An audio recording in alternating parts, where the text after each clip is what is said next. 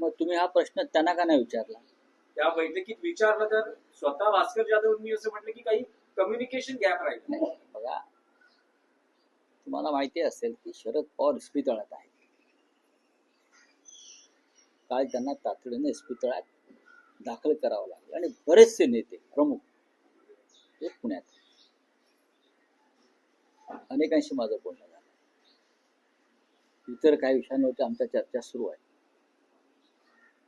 पण काल हे बरेचसे प्रमुख नेते हे पवार साहेबांना अचानक इस्पितळात दाखल केल्यामुळे ते आहेत अशी माझी माहिती आहे. या विषयात आता फार अजिबात फूट वगैरे नाही. फूट कसली नाही पोहोचू शकलं कोणी. बरेचसे नेते राष्ट्रवादी काँग्रेसचे मुंबईच्या बाहेर वास्तव्याला असलेले आहेत. जयंतराव पाटील असतील, शशिकांतराव शिंदे असतील, हे प्रमुख नेते जे आहेत ते बाहेर. आणि त्यांच्यापेक्षा जे प्रमुख नेते सगळे होते, प्रमुख त्यांच्यापेक्षा प्रमुख, ते आता सुनेत्रताई पवारांबरोबर आहेत. पवार साहेबांबरोबरचे लोक आहेत, पवार साहेबांबरोबरच आहेत. मला वाटतं आज मुंबईत पोहोचतील ते आणि त्यानंतर आम्ही एकत्र असू. नाही, पण राऊतसाहेब परिस्थिती अशी निर्माण झाली होती की जे पत्र सरकारला मुख्यमंत्र्यांना द्यायचं आहे त्यावर एनसीपी शरद पवार गटाच्या आमदारांची सही होऊ शकली नाही. माजी आमदारांची सही घ्यावी लागल्याने ते पत्र मुख्यमंत्री आणि राज्य सरकारला द्यावं लागलं. पहा की हा विधिमंडळाचा विषय आहे की नाही. हा विधिमंडळातले जे आमच्या सगळ्या महाविकास आघाडीचे नेते आहेत, तुम्ही त्यांना हा प्रश्न विचारला तर ते अधिक समर्पक उत्तर देतील. बाकी इतर काय विषय असू दे नक्की आपल्याशी. बाकी इतर विषय म्हटले तर मग राज्यसभेचा विषय आहे. काय तुम्ही म्हणतात की शरद पवारांनी इच्छा व्यक्त केली आहे, आदित्य ठाकरे हा प्रश्न तुम्ही किती वेळा विचारणार? नाही, त्याची लेटेस्ट डेव्हलपमेंट ही आहे की काल हर्षवर्धन सपकाळांनी म्हटलंय की उद्धव ठाकरेंनी विधान परिषदेत जावं आणि काँग्रेसला ही राज्यसभेची जागा. याच्यावरती माझं उत्तर काय होतं? आम्ही एकत्र बसू. अद्याप त्या संदर्भातली कार्यवाही सुरू झाली आहे का, प्रोसिजर सुरू झाली आहे का नाही. सगळ्यात आधी मी या विषयावर म्हणालो की आम्ही 3 पक्ष एकत्र बसू आणि कोणी कुठे लढायचे ठरवू. हर्षवर्धन सपकाळ हे प्रांताध्यक्ष काँग्रेसचे आहेत, त्यांनी त्यांचं मत व्यक्त केलं. माननीय उद्धव साहेबांनी विधिमंडळात परत जावं ही आमच्या सगळ्यांचीच इच्छा आहे आणि ती कायम राहील. आता त्यांची इच्छा काय आहे याची आम्हाला चाचपणी करावी लागेल की आमच्या पक्षप्रमुखांची काय भूमिका आहे किंवा शरद पवार साहेबांची काय भूमिका आहे किंवा काँग्रेसच्या संदर्भात त्यांच्या हायकमांडची काय भूमिका आहे. हे जेव्हा आम्ही त्या एखाद्या विषयावर तिघे एकत्र बसू तेव्हा त्यातून निर्णय मिळेल आणि ते तुमच्यापर्यंत नक्की कळवला जाईल किंवा तुम्ही खिडकीतून पाहाल आणि तो निर्णय घ्याल. काय रावसाहेब, बैठकीत चर्चा होण्याआधीच काँग्रेसचे नेते, शिवसेना उद्धव बाळासाहेब ठाकरे पक्षाचे नेते हे बाहेर मतप्रदर्शन करतायत. करू द्या ना, करू द्या. हा काय मोदींचा पक्ष आहे का? मोदींच्या पक्षामध्ये मतप्रदर्शन व्यक्त करायला बंदी आहे, तिथे लोकशाही नाही. आमच्याकडे 3 स्वतंत्र पक्ष आहेत. महाविकास आघाडीमध्ये लोकशाहीचा मान राखला जातो. प्रत्येकाने आपापलं मत व्यक्त केल्यावर सुद्धा मग नंतर आम्ही एकत्र बसून निर्णय घेतो, तो सगळ्यांना मान्य आहे. राऊतसाहेब, आणखी एक प्रकरण होतं की हेच जे प्रकरण आहे राज्यसभेचं, काल उपमुख्यमंत्री एकनाथ शिंदे असं म्हणाले की महाविकास आघाडीमध्ये राज्य सरकारचे राज्यसभेच्या जागावरून महाविकास आघाडी 1 अनार 100 बिमार अशी परिस्थिती आहे. तीच परिस्थिती महायुतीमध्ये सुद्धा आहे. 1 आचारी रस्सा भिकारी. बरं, 100 आचारी रस्सा भिकारी. बरं, 100 आचारी रस्सा भिकारी. काही आपलं बोलायचं, कुठेही काही बोलायचं. त्यासाठी आता मराठी भाषा दिवस आहे, येणार आहे 27 तारखेला.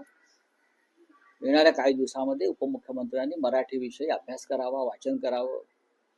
म्हणजे त्यांना इतर काही चांगले वाक्प्रचार मराठीत सुचते. 1 अनार 100 बिमार सारखे अमराठी वाक्प्रचार त्यांना वापरावे लागणार नाही. पण मराठी भाषेचा जर संदर्भ झाला तर काल मुख्यमंत्र्यांनी त्यांच्या पत्रकार परिषदेत असं म्हटलंय की महाविकास आघाडीने त्यांना जे 6 पानाचं पत्र, ज्या 18 मुद्दे होते, ते जे पत्र दिलं त्या मराठी भाषेत इतक्या चुका आहेत आणि काही वृत्तपत्रांच्या बातम्या जशाच्या तशा उचलून छापण्यात आलेल्या आहेत. ते पत्र काय मी ड्राफ्ट केलेलं नाही. आदित्य ठाकरेंनी ते पत्र वाचलं असतं असं उपरोधिक याच्यात मुख्यमंत्र्यांनी म्हटलेलं आहे. मी ते पत्र वाचायला मागवीन आणि चुका असल्या तर पुढल्या वेळेला दुरुस्त करून पाठव. विधिमंडळाच्या पत्रव्यवहार मी पाहत नाही. मला माझ्या मराठी भाषेवरती अभिमान आहे आणि आत्मविश्वास आहे मी काय लिहू शकतो.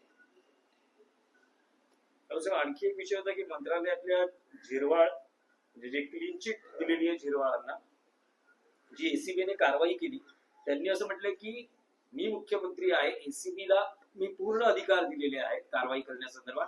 अगदी माझ्या कार्यालयातही असा काही प्रकार आढळला तर एसीबी कारवाई नरहर करू शकते. झिरवळ प्रकरणानंतर सामनाचा अग्रलेख जर आपण वाचला असेल त्यात मी एक भूमिका अशी मांडली होती की देवेंद्र फडणवीस मंत्र्यांवरती कारवाया करतात, धाडी घालतात आणि मग त्या मंत्र्याला क्लीन चिट देत त्या मंत्र्याची शेंडी आपल्या हातात ठेवतात.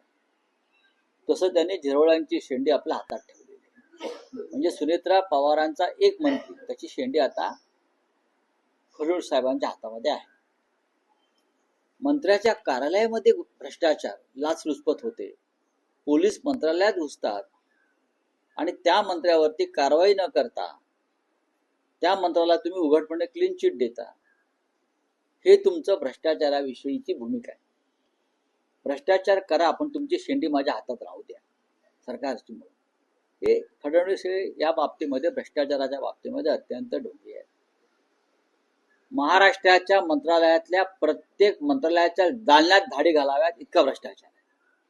मुख्यमंत्र्यांच्या तर दालनात आहेच पण ते व्हाईट कॉलर गुन्हेगार आहेत सगळे, बरोबर आहे. प्रत्येक म्हणून तर ते तुमच्या पक्षामध्ये आले ना.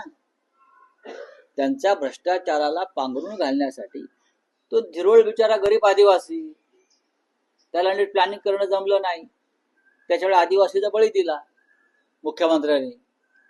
पण जवळजवळ 100% मंत्री हे भ्रष्टाचारामध्ये अखंड बुडालेले आणि मुख्यमंत्र्यांच्या लाचलुचपत प्रतिबंधक खात्याचं जरी लक्ष असलं तरी जोपर्यंत मुख्यमंत्री इशारा करत नाही तोपर्यंत त्यांच्या दालनामध्ये घुसणार नाही.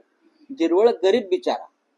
तर एक प्रश्न असा देखील आहे, अधिवेशन सुरू होत आहे आणि आजच्या सामन्याच्या अग्रलेखात देखील तुम्ही हा महत्त्वाचा प्रश्न मांडलेला आहे की दुर्योधनाचा अहंकार आणि विरोधी पक्षनेता नकोच.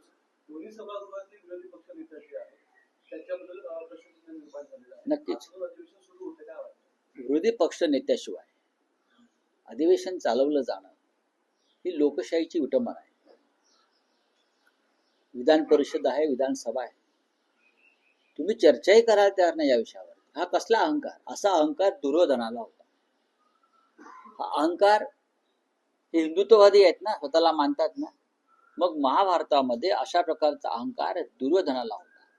पांडवांनी 6 गावं मागितली तेव्हा दुर्योधन अहंकाराने म्हणाला 6 गावं सोडून द्यावं, सुहीच्या आग्रा एवढी जमीन मी तुम्हाला देणार नाही. त्या अहंकारातून दुर्योधन आणि कौरवांचा विनाश झाला.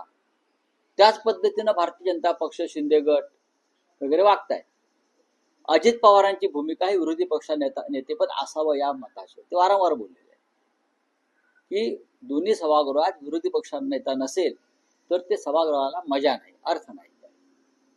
पण मुख्यमंत्री फडणवीस, शिंदे गट यांना विरोधी पक्ष नेता यासाठी नको की त्यांची सगळी लक्तरं बाहेर काढणारा एक घटनात्मक पदावर बसलेला माणूस विधानसभेत येईल आणि त्याचं ऐकावं लागेल महाराष्ट्राला आणि देशाला. त्याच्यामुळे विरोधी पक्ष नेता हा दोन्ही सभागृहात नेमायचा नाही.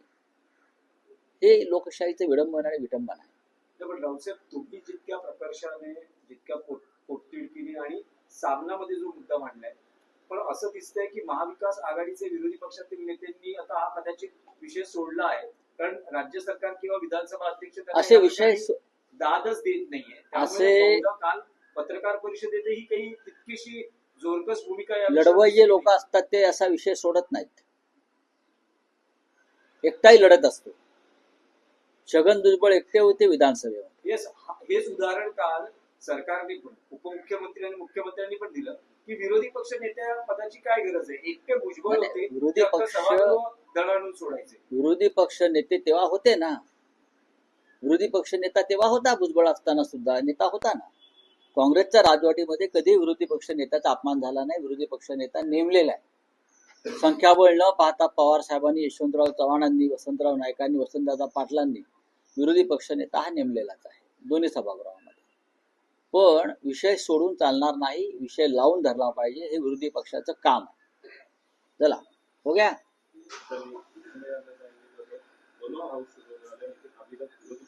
देखिए, leader of opposition Lok Sabha, Rajya Sabha, Vidhan Sabha, Vidhan Parishad में रहना ये एक लोकतंत्र की बहुत बड़ी जरूरत है. लीडर ऑफ अपोजिशन यानी नेता प्रतिपक्ष के बिना किसी भी सदन को चलाना ये लोकतंत्र की मजाक है.